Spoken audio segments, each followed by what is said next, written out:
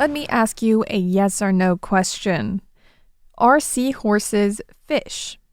We know seahorses aren't really horses, but they do spend all of their lives in the water. So, are they fish? Yes or no?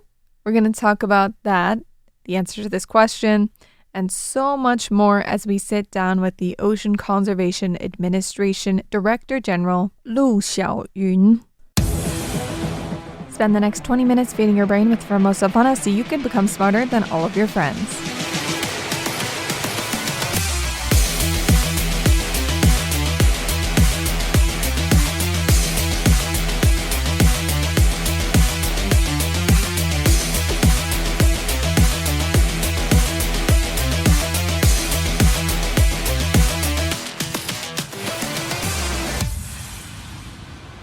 Hello, welcome to Formosa Fauna. I am the voice, Tristan Hildebrand. It's nice to be here. I love animals and I love talking about them. Today is a very special day because the Director General of the Ocean Conservation Administration in Taiwan has agreed to sit down for about an hour with us and talk about the Ocean Conservation Administration, some various interesting publications, and so much more. This is an episode you're not going to want to miss, so let's dive right in.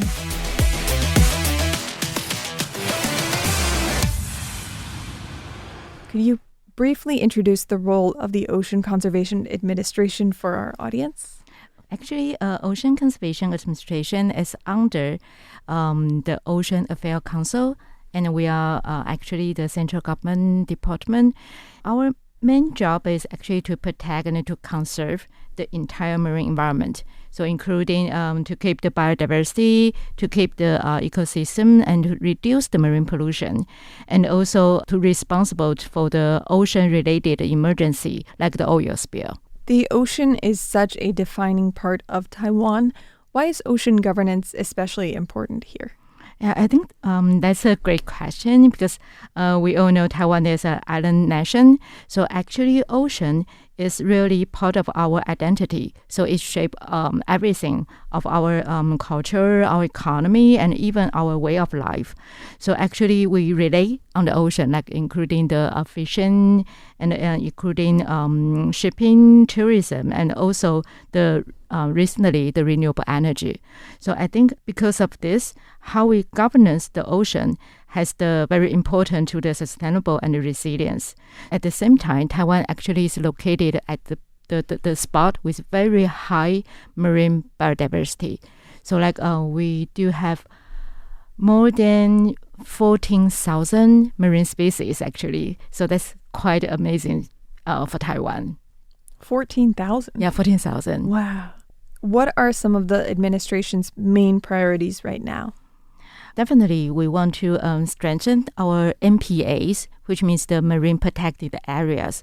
So we're trying to increase the not only the quantity but also the quality of the MPAs, and also we're trying to protect certain critical habitats like coral reef and seagrass beds, and also some critical species like the whales and dolphins and sea turtles and also seabirds.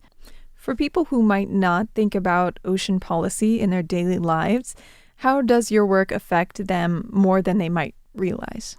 I think for people, especially people living in the big city, they might think we are very far from the ocean, but we eat seafood.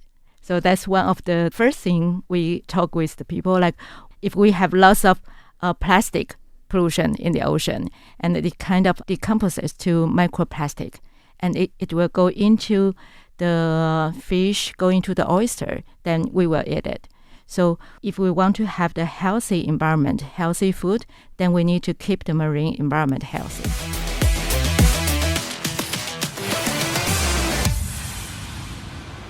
Top 100 things you didn't know about the ocean. This is one of the recent publications. What inspired this book?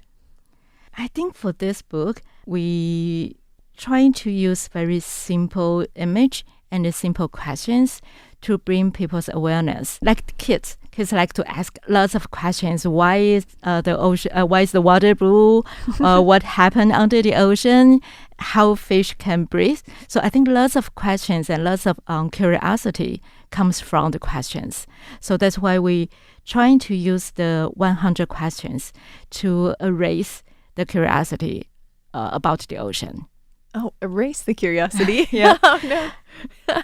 So would you say that's the intended audience? Sort of younger children? I think that can fit for all different group of people because it's not the textbook. You can open any page. So it can be adult. It can be the people who love the ocean, or even though they don't know the ocean. So they can try to, and we have the design is question on one page, and then you need to turn on the other side, the other page to see the answer. So we can have the competition among the young peoples to see which questions, how many, they can stop. Oh, and so you can kind of quiz yourself as Yep. you go because Mhm. you can't see the answer yet. So you're Right. kind of thinking, oh, what's the answer? And you kind of have to guess before you flip the page. That's fun. And why exactly did you choose a Q&A format instead of like a traditional textbook? Yeah, because we think a traditional textbook is organized by topic, like biology part, by chemistry, or the ecosystem. So especially for Asian kids, I think they don't want to open the textbook. Yeah. So we're trying to kind of use the QA format, so not the traditional textbook format. Yeah, it does seem more colorful than a textbook, and Right. it's presented as something that maybe people would enjoy more than something that they would use in class. So hopefully that inspires people to pick up the book and read it in their own Right. time. Could you share a few examples of questions and answers from the book that might surprise people? Actually, I asked the same questions to my colleagues to see what's the most surprising pages or questions for them. They say several. The first one is seahorse. Oh.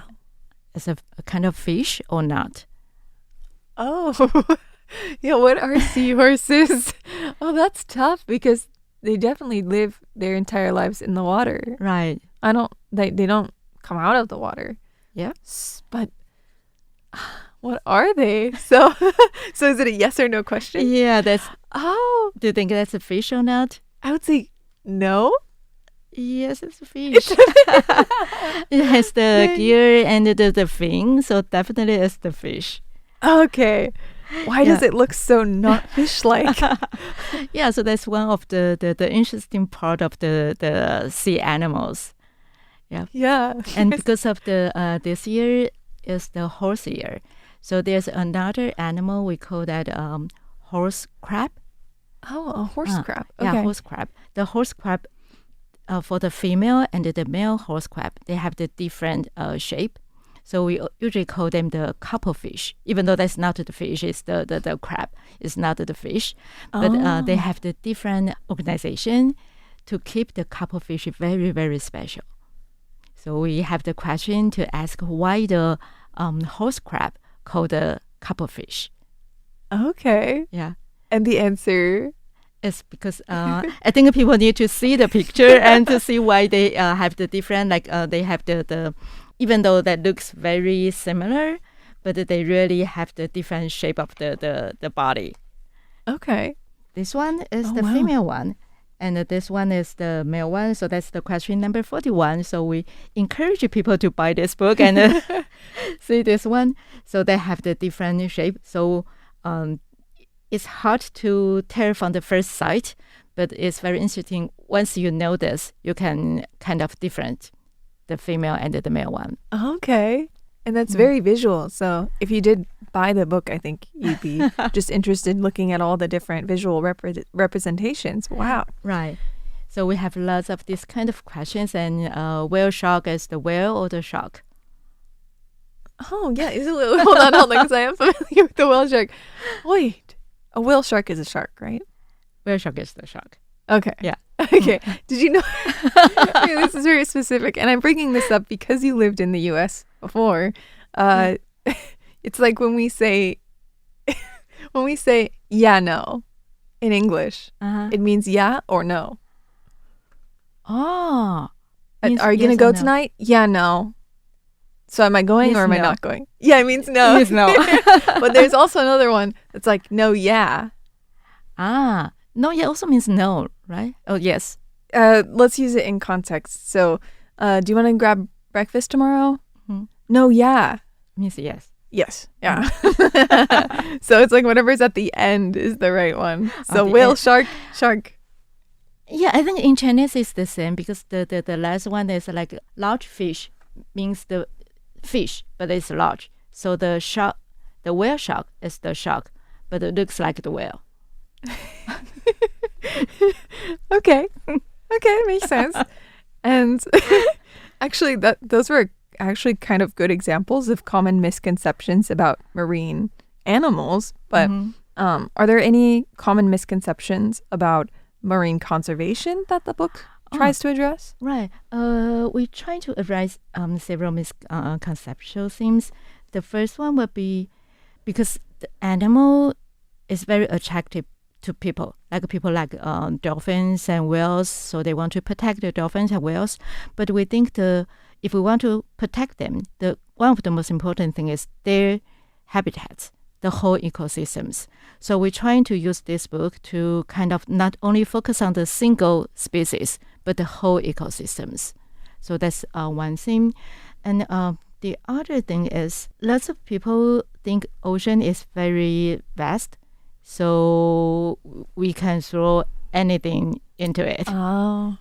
Because we cannot see it directly, so it doesn't mean very important to me.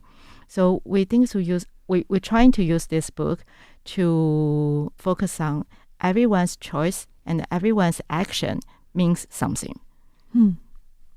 I like that. I like the way you worded that. And Taiwan is surrounded by rich marine ecosystems. What are some of the most urgent conservation challenges right now? I think because Taiwan is a high-density island, so definitely pollution is one of the big issues.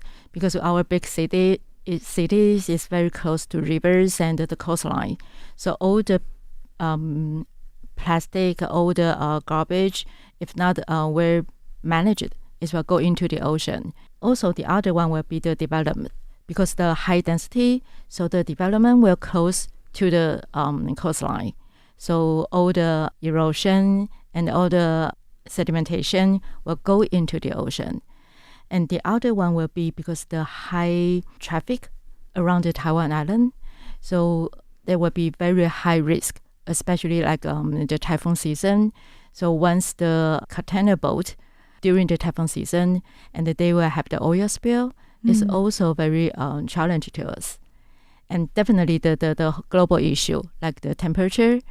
And like we live in the city, if the temperature high 1 to 2 degrees higher, we can turn on the air condition. But in the ocean, especially for the coral reef, it's very hard for them to kind of have the 1 or 2 temperature degree arrest. And how do you hope readers will change their behavior or thinking after reading top 100 things you didn't know about the Taiwan Ocean? Actually, when we published this book, we didn't think about so deep questions. I think the only thing we're trying to bring the gap from people to the ocean, because people in Taiwan, I don't think lots of people have the real experience to dive into the ocean or to connect with the ocean. So the only thing we're trying to do is bring the connection with people to the ocean. And Taiwan is a great place to go diving, snorkeling, snorkeling, scuba diving. Yeah. It is a great place for that. Right. Like you said, some people still don't get the chance, or maybe they just don't know enough after they have such experiences. So this is a great way for people to get to know more. Is this book available in other languages? Like right now, we only have the Mandarin, the Chinese one, and but because this book is very colorful with lots of the drawing and the pictures, so I think it's kind of readable for older people. But we are trying to make the translation to English version. Okay. Yeah, but right now it's only the Mandarin. Okay. Please, RTI has a lot of English. Well, what we do every day for our work is translating Mandarin to English news. So we would love to help with translation. Great. If possible. Yeah, I would love to. Great. Speaking to your personal experiences, having worked so closely with ocean issues, have you developed a personal favorite marine animal? Not because we are talking about the picture book today, but I will pick the whale shark. And why is that? Because it's one of the largest fish in the world, but actually it's very humble and very gentle, and because it only eats plankton. Oh. And moving very gentle. So I think that is one of the very amazing creature for me. So we have the Chinese name for these three animals. For the whale shark, we call them humble. Oh, humble. Humble. So in Chinese will be 就是憨 humble. Humble. Is there a memorable moment from your time working that has really stayed with you? Mm-hmm. Something that you'd like to share? Actually, there were 11 small killer whale beached in Pingtung County at the same time. So that's in the very early morning. So it's very hard for people to, the rescue team, it's very hard for them to go there in probably 1.5 hours. So lots of volunteers and the Coast Guard help us to keep them with the water and with a certain ways because they cannot block the hole for them breathe. Yeah. Yeah, and finally we saved 7 of them. Oh. Yeah, so lots of people, the fishermen and the volunteer, the rescue team. So lots of people helped them. So in the same day, we let them back to the ocean. So that moment is everyone was very touched when they go back to the ocean. Do you know why they beached themselves? I think lots of reasons. Like they might catch fish. So they chase fish to a very close the beach. Yeah. Yeah. But 11 at the same time is a lot. Yeah, because they work as a group. So that's why we cannot let them back to the ocean one by one because they need to go as a group. So we kind of use very large fishing boat. So to put 7 of them on the boat at the same time and go probably 3 to 4 nautical mile from the beach and then release them at the same time.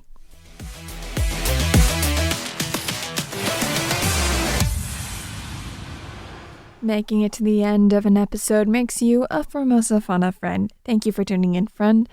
Tune in next week to hear more from our conversation with the Ocean Conservation Administration's Director General. Much more interesting things to come. Thanks again for tuning in, and I'll see you next week.